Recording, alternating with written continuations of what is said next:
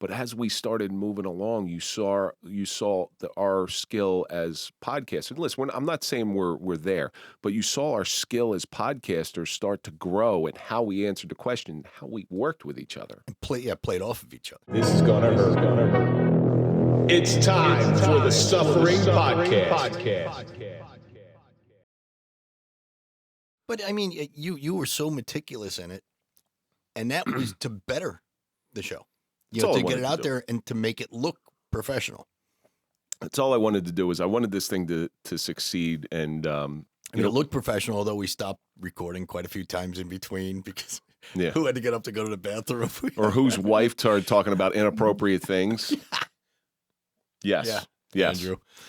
But we could cut that out. Yeah. But we still keep the same format to this day. Like, is there anything off limits? Is there any, we're not here to, we made that decision real early. I think we made it together.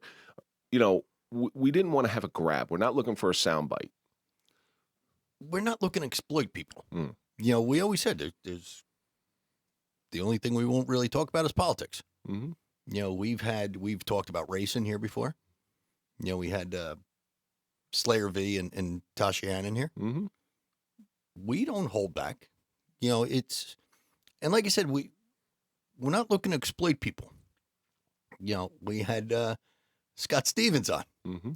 We weren't looking to exploit little people. We just wanted to get out the suffering of a little person. Well, certain to things see what they're going through. Certain things with Scott that you don't even think about. It's like, why even have a second row of cabinets in your kitchen? Yeah. Can't reach them, unless you want to pull out a 6-foot ladder every time. But then you have people who ask him, what's it like to be the first person to smell a fart? Yeah, well, that's part of the inappropriate questioning that comes in from time to, or do you tape it back? Like, how do you hide it? Duct tape. Duct tape, yeah. Now, when you got involved, was there anything that surprised you? Like, when did it start getting real, I guess? When I really started paying attention to the listens.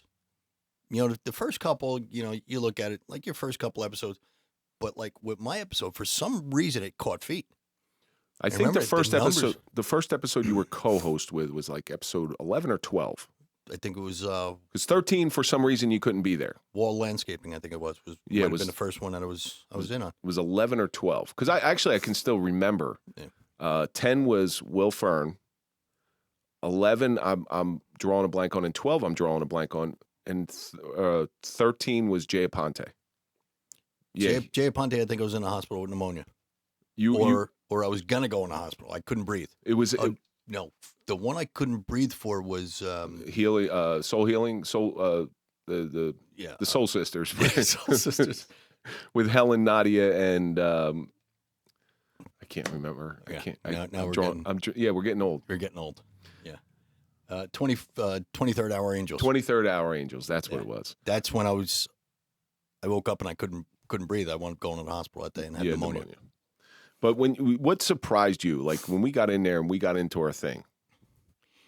What surprised me is how open people were. They're talking about their deepest and probably lowest points of their lives. To 25 listeners. Yeah. Yeah. But to two idiots just sitting across the table from them. You know what I'm saying? I mean, they were bearing their souls to us. And that's when I kind of realized that we really did have something. Because we're talking to people who may have talked to them on the phone once or twice. Now they're sitting in your studio bearing their souls to us. But again, it goes back to that initial expectation of mine. They felt heard. That's all we want in this world is to feel heard. How many times husband and wives, I know, me and my wife are very, very guilty of this, where we don't hear each other. And I think that's what we did for people, especially back then, is we gave them a voice. We gave them the ability to be heard when maybe, it's like you're in a crowd and you're yelling for help and nobody's listening. And we weren't judgmental. Mm-mm. We've never been judgmental. Well, maybe one time. We've never been judgmental of anybody that's been in here. What their story is what their story is. Because we tell people all the time, you're going through that suffering. You're not the only one that went through it. Remember when we got the clap back? Yeah. So, we allow people just to tell their story from their perspective. And we got an email once from somebody. This person's story is total bullshit. It's not real. Blah blah blah. I send it to you, and then I call that person. I said, look, just so you know, this is what we got. We're not. It doesn't change anything. It's just know that this is out there. We don't vet people. No, we take them for what's their word, and if they have a story to tell, they can tell it. If it's true, it's true. Like you said, it's not our job to vet people. About 6 months ago, I got another one, another former guest who it was an audio episode, and I got another one that's just this is bullshit. It's not real. It's real to her. Yeah, absolutely. We haven't had too many female guests on here, so you might be able to pick that one out. But it's real to her. Exactly. Her pain is her pain. If that's the way she perceives her, and that's what we say, it's your perception of what happened. Something could happen right here. You'll have one perception of it. I'll have one perception of it. And Andrew will have one perception of it. It's their perception of what happened to them. What episode can you remember at least a guest when you're like, yeah, because I had that aha moment when you came in. Yeah, we got something. It's probably going to be the one that was my favorite episode of all time. And if you ask me which is my favorite episode, which was the most heartbreaking episode, which was the most heartwarming episode. This one? Yeah, this one. Gene Halberger. Yeah. That to me was the start of, that was like my holy shit moment. If someone could come in and talk to us about something like that happened to him. Who stayed away from the media. Yeah. But I think outside of like his immediate family and friends, we were the only people that he really talked to openly. And for what it's done for him, I'm not saying what we did for him to get it off his chest. And give us that message on the way home, it was the most peaceful ride home to Lake George, I think he was going to. He said, I want to thank you. That was the most peaceful ride I've ever had on the way home. I still remember that phone call I got. I got it from your brother, Frank, who had done some stuff with the anti-bully squad with him.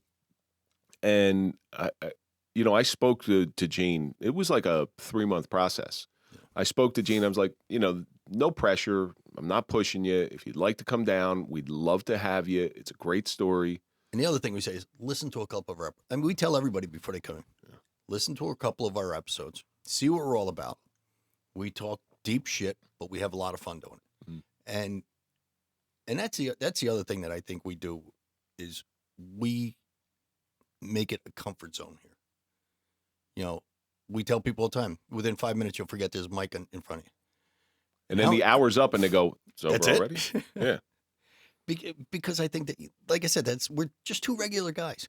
And that's the other thing. If we were sitting here in suits and ties and these people had to talk to us, they probably wouldn't let their guard down as much as they generally do.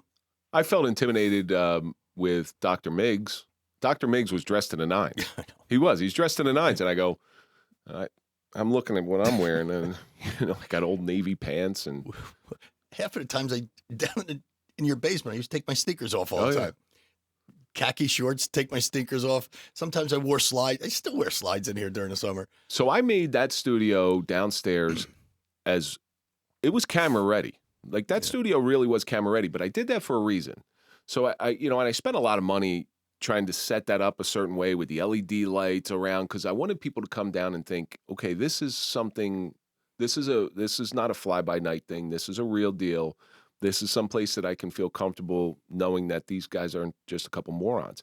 But as we started moving along, you saw our skill as podcasters. Listen, I'm not saying we're there, but you saw our skill as podcasters start to grow and how we answered the question, how we worked with each other, and played off of each other. Right, and that's a big deal. Yeah, without doubt. I mean, because there's no dead air.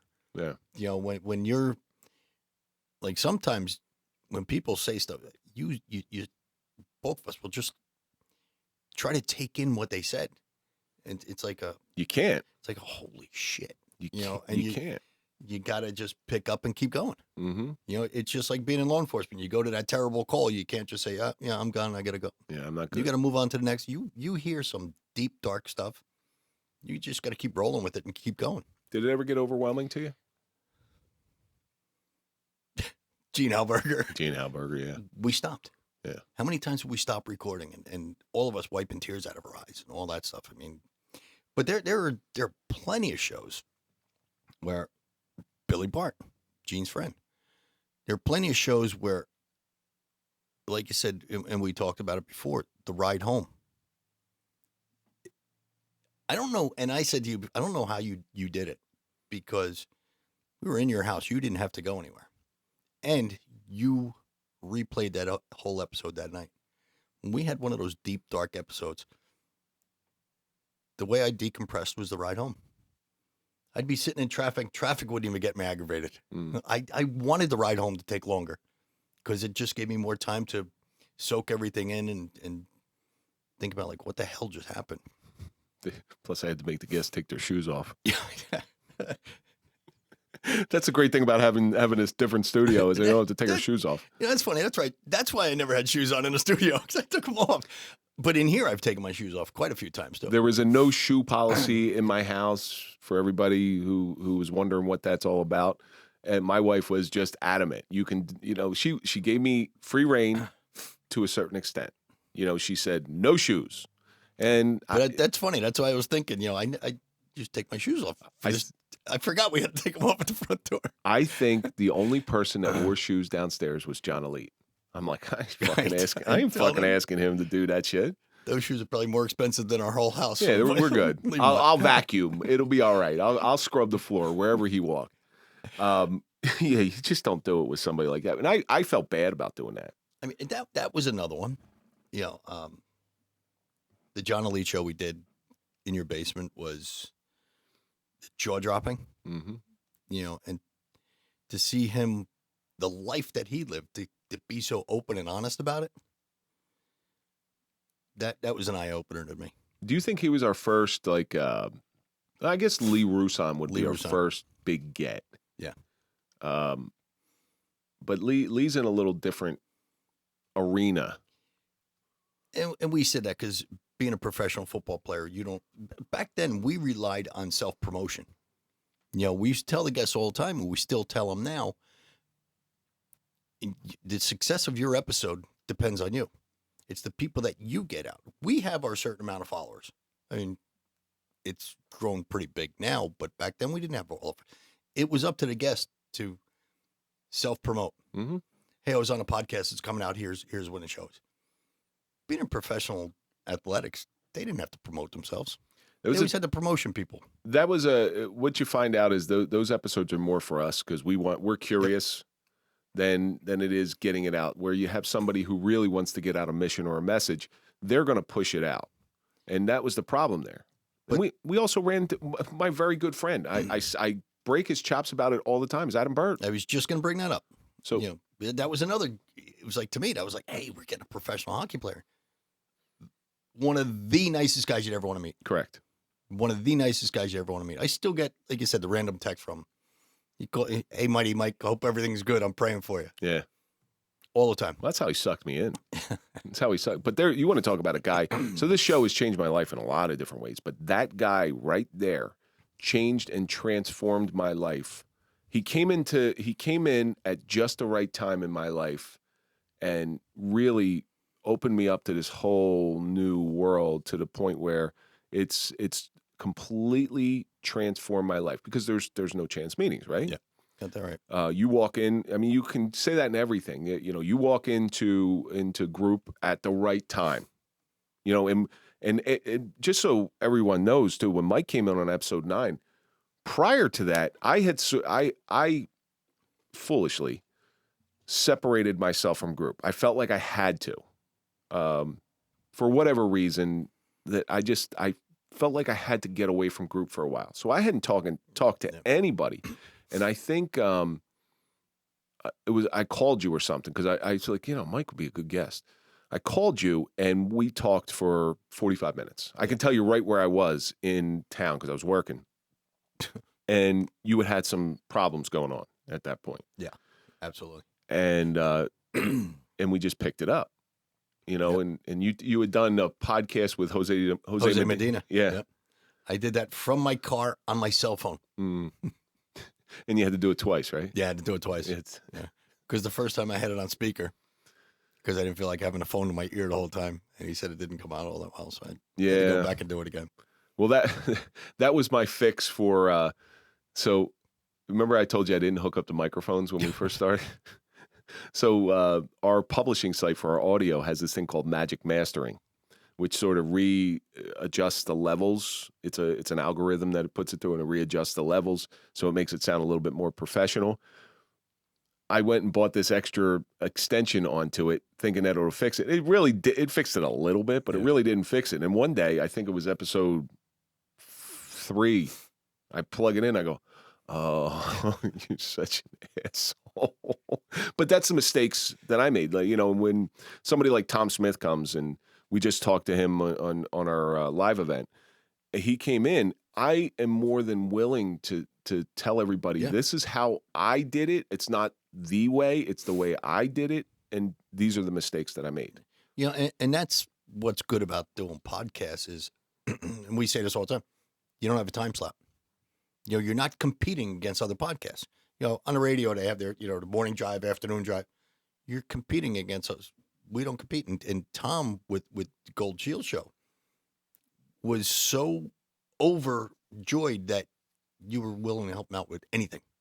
I think that's something that we should do. I think we're beholden to do that because, like you said earlier, okay, when you help a friend out, somebody who's close to you, you don't want to thank you. And I told Tom flat out, I said, I don't think you owe me anything. Don't think you pay me back with anything. Don't even say thank you. But I will tell you this. Here's your obligation. When that person further down the line comes up to you and says, hey, listen, do you mind if I picked your brain about the Gold Shield show? That's when you step up, and that's your debit. That's what you owe. Yeah. We had someone that we were going to get, female police officer. Yeah. Right? Yeah. And I wound up getting her number. I'm not going to mention the name, but I got her number, and I said, hey, listen, we introduced myself. I said, we do a podcast. I said, I'd love for you to come on because she went through some real traumatic She was in a shooting. Yeah. Yeah. So she said, oh, yeah, let me think about it, and I'll give you a call back. She called me back a couple days later. She said, nah, we do a podcast too, so I don't want to do that. Yeah. It would have been cross-promotion. It's not like your podcast is airing at 8 o'clock every night. Now it's airing at 8 o'clock. You can listen to a podcast whenever you want. A high tide raises all boats. Yeah. No kidding. A high tide. That's one of the reasons I go out as a guest on a show. I go out as a guest as much as I can because I always get the opportunity to mention the Suffering podcast. Always.